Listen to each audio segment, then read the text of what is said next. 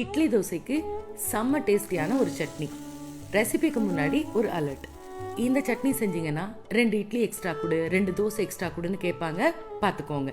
Main இன்க்ரீடியன்ஸ்னு பார்த்தீங்கன்னா வெங்காயம், தக்காளி, கூடவே புதினா, கொத்தமல்லி. அதோட காம்பை தூக்கி போடாம அதையும் சேர்த்துருக்கேன். ஆனால் இந்த சட்னிக்கு என்ன பேர் வைக்கிறதுன்னு தான் எனக்கு தெரியல. வாங்க சட்னி செய்யலாம்.